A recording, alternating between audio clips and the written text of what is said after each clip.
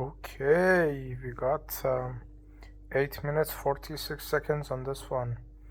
Funny enough, yeah, my lights went out today. It's kind of fine, but the documentation continues. The funny thing is, I wrote about 8 hours yesterday, sent it to my friend, and yeah, we had a conversation. Imagine my friend is yeah, my best friend is 50 something years old, bestseller philosopher who literally can keep up with my mind. Imagine. And yeah, he's now committed to um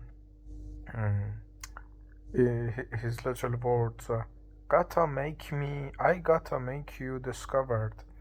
And this is so funny because this literally happened after we having a talk that I must be Nietzsche, that I need to just keep writing and not whine.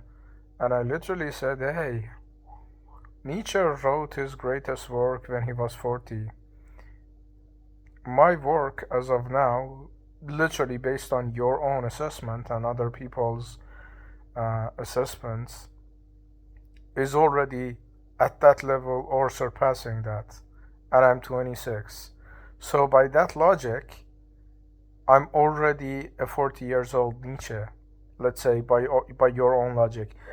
And this is what I love to do because it's very weak to use other people's external logic against them. The best logic is that you use their words against their own ideology, and you use their own belief system against themselves. For instance, in professional life, what I do with compliance work or whatever, I I just see, okay, what is this business kind of highest value, low friction? I understand that. Then say, okay, what are the datas and what are the actual like um, compliance work that you need, and what are the exposed parts that you have? Is it Netherlands? Is it France? Is it Germany? Which regulator is gonna be pushing against this? Then I go and read the precedent of those cases that the regulators themselves have given green light for, and I say, okay, you have agreed to this based on these circumstances before. So now, so now, you're just gonna do the same. That's how I argue, not even argue, how I converse with people. Because if I say, okay, let's say I'm not gonna be religious, but this is the most stark contrast. If someone says, okay, there is a God because my kind of prophet says there is a God, there is this kind of doom cycle because, okay, if someone is atheist, they don't even believe in a God, so they don't believe your whole system. But when someone is atheist, they believe in order or chaos, because at the end of the day, one of them actually rules the world. It's either order or it's chaos.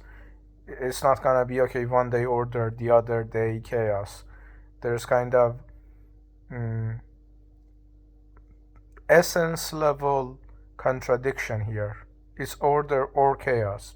I don't give a fuck what you believe, and you use, if the person is into order, you say, okay, order means set of rules, and the set of rules needs to be someone that is functioning outside of the set of rules. So the whole idea is that you first use his own kind of rhetoric to prove some sort of higher being, then you pull it in and you narrate your kind of own narrative. So what happened is that this guy was saying, okay, you're Nietzsche, exhibit A, you're Nietzsche-like, exhibit A, you're already writing at the level of 60 years old Dostoevsky, exhibit B. Exhibit C is that you're finding more than them. And I said, okay, this isn't actually a contradiction. This is congruency, because if I'm at 26 functioning at a level of a 60 years old Dostoevsky, it means I'm faster. And when I'm faster, I get to whine more, because they were slow to not be able to whine and bitch about their lives. I am fast, so I'm fast in all dimensions. And what this meant is that, okay, he he understood, 2 days literally later, he understood, okay, this guy is not gonna be like a unknown kind of entity for 40 years, because this guy is operating at a level that is already kind of generational and is not gonna be even delusion, because me myself, who is a bestseller philosopher, literally one of the kind of faces of this fucking niche, I'm one of the 10 people who are literally recognizing his worth. So his whole value system is gonna be fucked, because he either says, okay, my own judgment as well as 9 other peers' judgment is wrong and this guy is delusional, which is gonna contradict his own judgment and sense of assessment as a fucking 50, 60 years old accomplished kind of bestseller philosopher, whatever.